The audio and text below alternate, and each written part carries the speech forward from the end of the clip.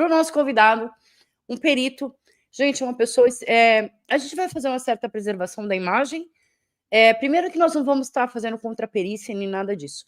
A gente vai falar tudo sobre provas. O que são provas documentais? O que são perícias? Qual é o tema? O tema é entomologia. E, gente, o que é isso, entomologia? Entomologia são os insetos que desenvolvem na fauna cadavérica. É importante o ambiente que eles estão, é importante a leitura que se tem disso. E o nosso convidado, ele tem, gente, verdadeiramente uma bagagem extensa, imensa em ciências forenses, mais especificamente na parte de estudo de insetos, na parte de laudos necroscópicos, perícias, legista. É uma pessoa que vai trazer bastante conhecimento para a gente. Hoje eu trouxe um assunto tão, como posso falar, emergente, que ele está presente ali na perícia, né? Ele está presente ali nos laudos, só que, como eu vou trazer aqui, não vou dar spoiler, mas eu vou trazer aqui mais para frente, especificamente no caso da Vitória, para que vocês possam ver isso assim na prática, ele aparece, porém, às vezes as pessoas assim não dão tanta importância para isso, e isso pode trazer uma informação, estou falando assim, quanto a investigação relacionada à cronologia dos fatos numa situação, entendeu? Porque o leigo não compreende, né, doutor? Igual, por exemplo, a gente passa com os olhos batidos. Vai acontecer essa semana uma segunda situação exatamente quanto essa que a doutora Mari vai trazer sobre os cães, né, Mari? Do leigo passar os olhos sobre uma informação e é tão relevante, mas que a gente não sabe traduzir. Exatamente. Sim, com certeza. Essa semana a gente vai trazer um material fantástico para vocês sobre os cães que foram usados no caso Vitória, gente. Vai ser muito bom, viu? Assim como os insetos, você vê que no final das contas os animais são super importantes, né, doutor? Exatamente esse ponto que eu vou abordar aqui, e vocês vão entender. Eu preparei um material, assim, como posso falar? Um material simples para que pudesse meio que mastigar para vocês, para que vocês pudessem compreender a nossa linha de raciocínio no final da live, sabe? Compreender... Não, doutor, tá maravilhoso. Eu tenho certeza que os inscritos, que os espectadores de hoje vão adorar. Eu estou aqui hoje de anfitriã. A hora que o doutor quiser começar, pode começar. O senhor vai só falando, pode virar a página, eu viro, e o senhor que vai comandar hoje, você e a Mari, porque vocês estão aqui para ensinar todos os nossos inscritos como a presença de certas... até insetos na cena de um crime pode ser extremamente importante. Exatamente. Eu só quero um feedback de vocês quanto ao microfone. Se tá saindo bom. Para mim tá ótimo. Se pra galera já está me ouvindo direitinho. Antes de tudo, eu queria pontuar uma coisa que a doutora falou aqui, que isso é de extrema importância, eu acho que independente do caso, tá? Isso em toda investigação. Esse trabalho multidisciplinar, né? Por exemplo, eu trabalho numa área em específico, né? A Mari já trabalha em outra área em específica, a doutora já trabalha em outra área específica, e cada um ali, né, com seus conhecimentos, a gente vem trazendo, construindo uma coisa que, sabe, a gente compreende, não sei de lei, vou procurar a doutora Raquel. Doutora Raquel multidisciplinar, é uma união, porque, né, cada um tem uma bagagem que a gente acaba como se fosse tricotando, né, juntando de uma forma harmônica. A gente entende já que todo caso ele é um processo, né? A gente às vezes demanda tempo, né? A investigação em si, eu vou citar um pouco das ferramentas convencionais mais para frente, né? Que essas que a gente está acostumado a ver nos casos, né? Os resultados, a maioria das vezes, eles não são assim de imediato, né? Tipo assim, em 1 dia, 2 dias sai o resultado, 3 dias, eles demandam tempo. Processo, como a doutora Raquel vem trazendo no canal para vocês, demanda tempo, né? Tem que esperar o juiz, tem que esperar a data. Então, é complexo. Se a senhora quiser, já pode ir passando que eu já vou abordar. Tá, vou colocar. Pessoal, só para matar a curiosidade, o doutor Alexander, que a gente chama de carinhosamente de Alex, ele pediu para estar preservando a imagem, e aí eu ainda falei, mas eu vou pôr um avatar, e ele falou, não quero que crie uma ideia errada. Então, hoje nós vamos ouvir como se fosse uma mistura de live com podcast.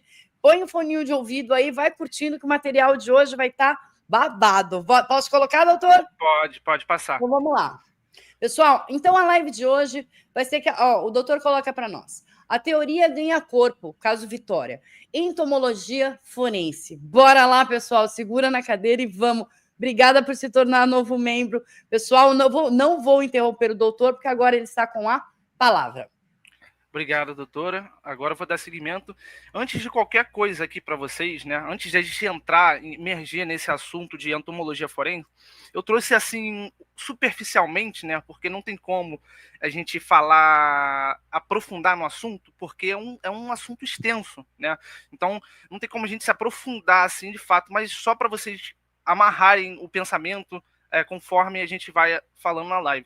Eu trouxe um pouco aqui das ciências forenses, né, cara? Ciências forenses, assim, ela reúne diferentes áreas de conhecimento técnico e científico para ajudar a investigação, que nem a gente estava falando agora inicialmente sobre trabalho em conjunto, multidisciplinar, né? Várias áreas ao mesmo tempo trabalhando simultaneamente, né? Por exemplo, ciências forenses, a gente pensa como perito criminal, a gente logo associa a vestígio, né? Sei lá, áreas como, por exemplo, sei lá, farmácia, química, mas não, existe o perito que é especializado em direito, por exemplo, que já é uma área que já não aborda tanto questões de vestígios relacionadas à amostra biológica, né? Já não é de campo, ele não é de líquido campo. vermelho. Nem todo perito ele está ali em campo lidando com amostras biológicas de cena de crime. Então a gente tem outras áreas de peritos trabalhando em diferentes momentos, né? Por exemplo, um perito que trabalha ali na parte de documento, um perito que trabalha na área de balística, ali em cima. Eu trouxe um pouquinho assim só das áreas, só para vocês terem noção da onde se encaixa. É só uma amostra, né? É exatamente isso, é só uma amostra, só para vocês entenderem como é que se encaixa, onde se encaixa a entomologia forense, né?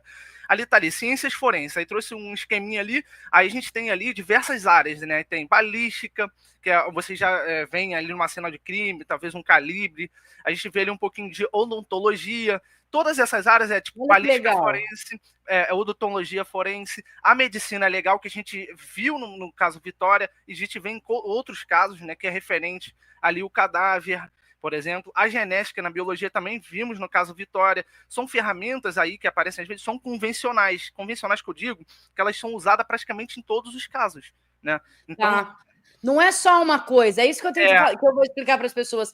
Os laudos e as provas periciais, elas tentam vir de diversas fontes diferentes, exatamente, até mesmo para que sejam mais imparciais possíveis. Então, por exemplo, por que isso é importante que se diga? Muita gente fala, será que todos os laudos podem ter sido falsificados?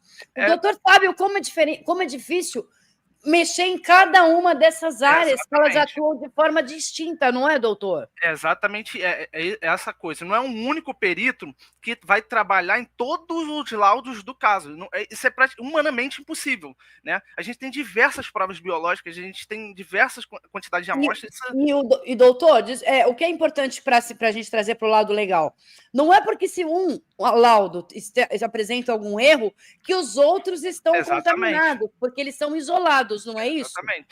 Falar isso, às vezes, é um pé atrás, porque você acaba comprometendo, às vezes, profissionais que fizeram seu laudo, o seu trabalho ali, e acaba comprometendo talvez a dignidade deles. Toda uma classe.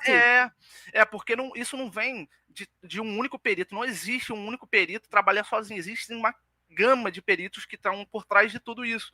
Muitas das vezes estão nos bastidores, a gente não vê, porque o que a gente mais vê ali é um perito em campo. Mas tem um perito que ele fica no laboratório em específico. Ele recebe esse material trazido de campo para fazer o estudo, não é isso? Exatamente. Não é? Então, isso é importante que se diga, porque às vezes o erro ou a má intenção de um profissional, ele não significa e não equivale ao todo, de toda uma classe, de todos os outros laudos. Então, pessoal, o que a gente vai analisar hoje, que ele conseguiu e já está nos ajudando a todo esse período, 7 meses, são os laudos da dona Edna e são os laudos da Vitória. Quando a doutora Mari a gente fez aquela análise bem específica do lado da Vitória, é importante porque a gente vai fazer um comparativo hoje. Posso passar para frente para o pessoal já entender Como são Pode, pode. Posso? Ali, Vamos ali, lá, eu só então. deixei, ali eu só deixei uma única frasezinha pequena que faz total sentido. Pode Eu falar. botei ali, são diferentes áreas, porém com o mesmo propósito. Todas essas áreas, independente das ferramentas que elas utilizam, o propósito é o mesmo. É sempre querer fazer um laudo de qualidade na qual possa esclarecer alguma dúvida da justiça. Em outras palavras, resumidamente, para vocês, é traduzida a linguagem técnica, científica ali, para o meio jurídico.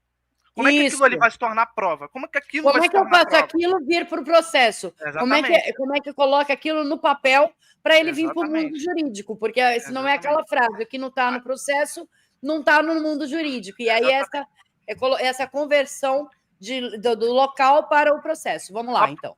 Isso. Aí eu trago aqui entomologia forense, né? A entomologia em si, ela não tem só o âmbito forense, tá? A entomologia tem várias situações.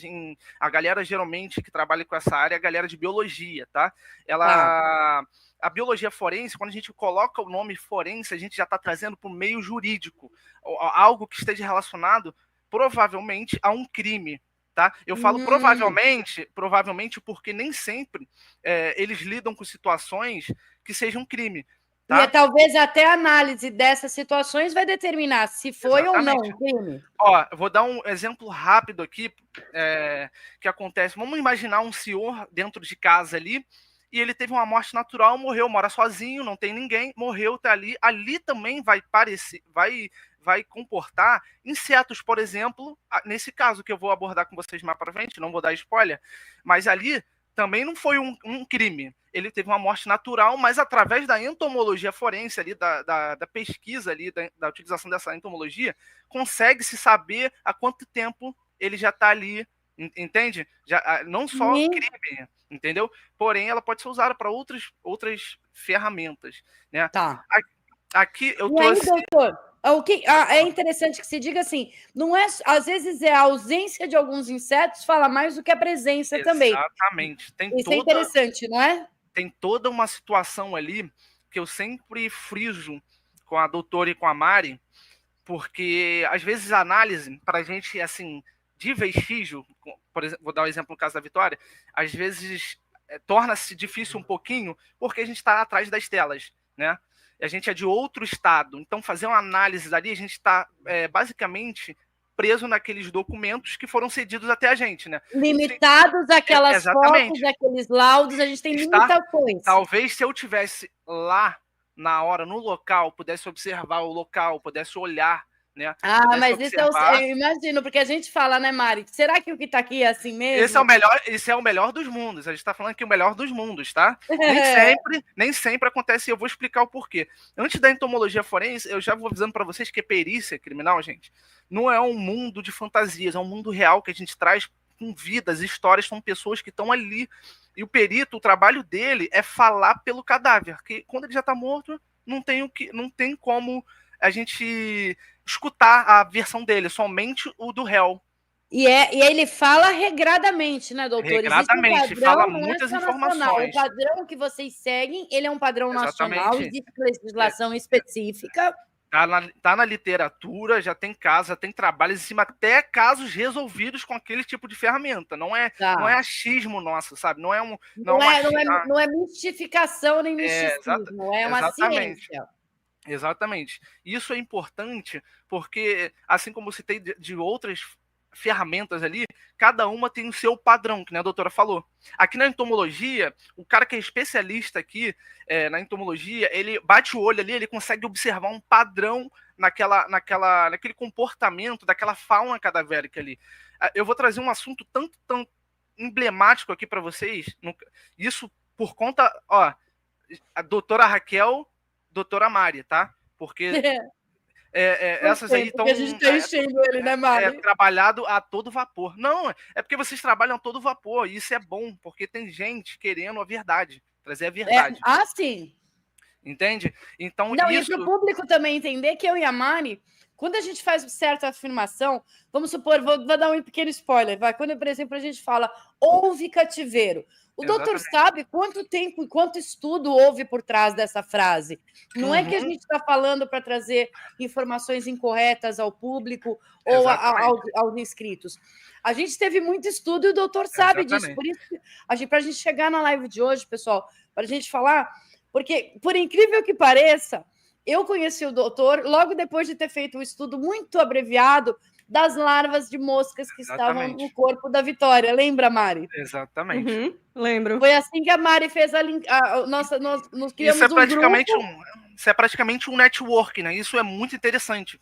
Porque quando a gente está fazendo a análise ali, trabalhando todo mundo junto, acontece ali, aparece no laudo, por exemplo, que nem a doutora estava falando sobre os cachorros, que vai aparecer a live aí, tem alguns vídeos delas falando já, entra a Mari. Quando entra já uma parte mais específica de lei, entra a doutora Raquel, entendeu? A gente não está aqui falando coisas assim, eu acho que é isso, eu acho que é aquilo. A gente leu lá. Também não é para criticar o trabalho, nós estamos analisando. Isso é muito importante que se diga, né?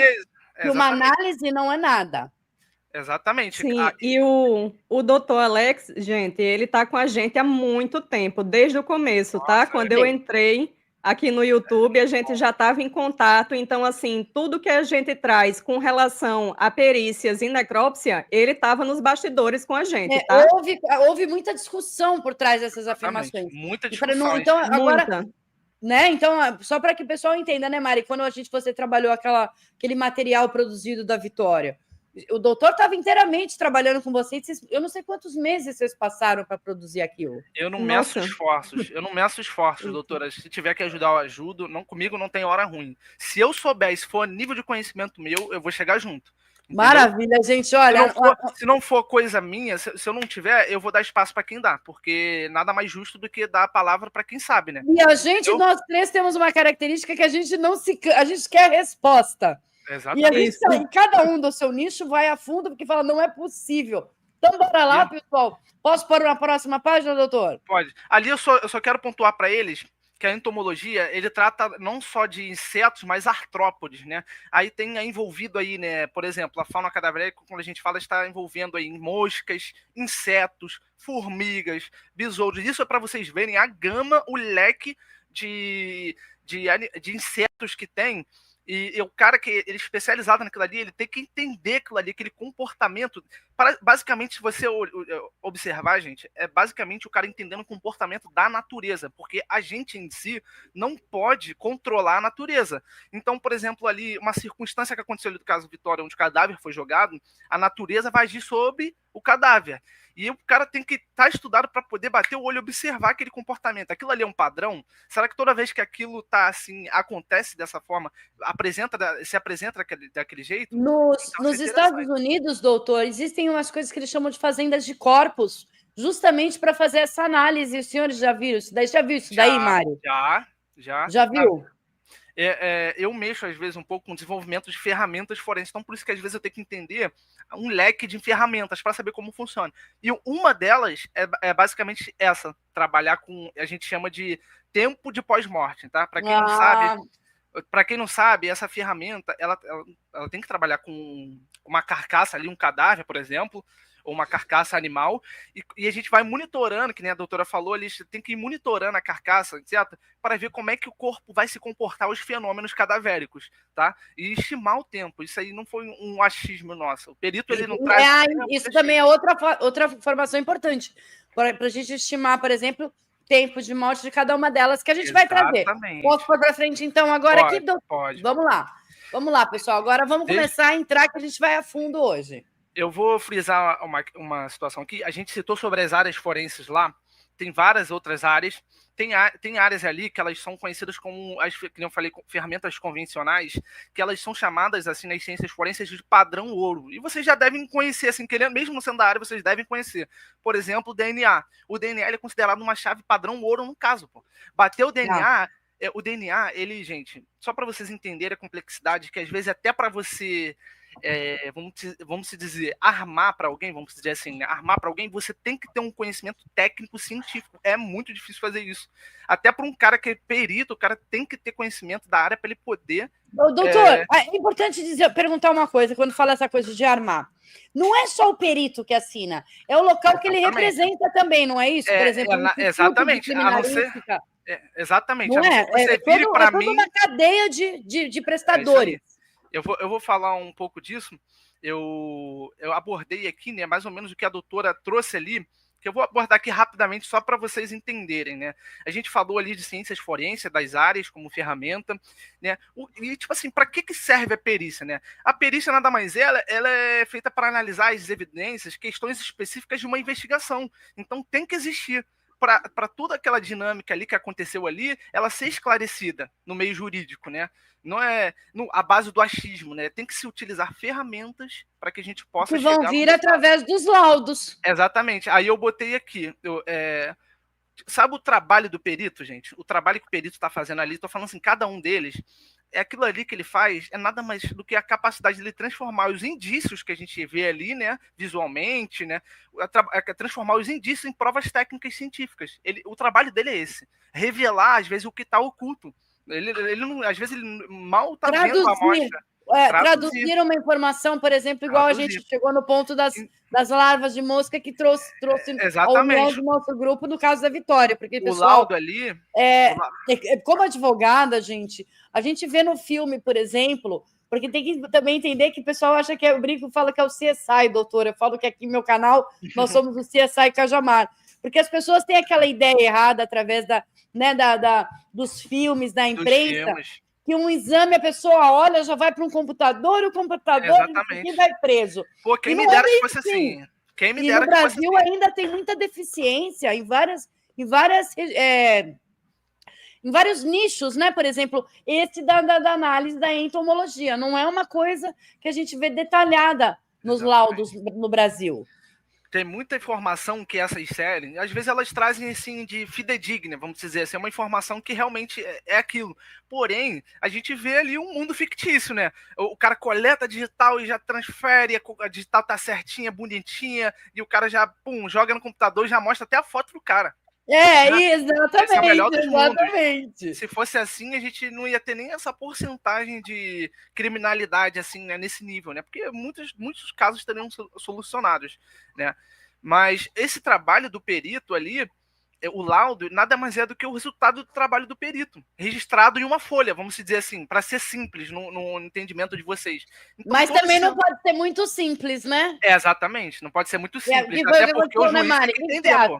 Você preenchia laudo aí, porque é isso que é legal, pessoal. Tem um doutor, tem a Mari que preenchia laudo, e eu sou a advogada chata que fica lendo o laudo dos dois e falando, não estou entendendo nada.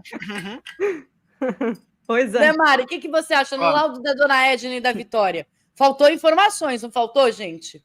Nossa, demais, demais. Quando a gente chegar lá na frente, eu acredito que o doutor vai pontuar algumas coisas, colocar, né? Porque ele está falando do que vai no laudo, e eu já dei spoiler, gente. Ai, meu Deus, eu não aguento minha língua. Então, a gente está abordando aqui um pouco dessa ferramenta para quando a gente entrar no caso da Vitória, vocês entenderem do que a gente está falando. E vocês vão conseguir olhar com o próprio olhinho de vocês. Vocês vão ver o que está acontecendo.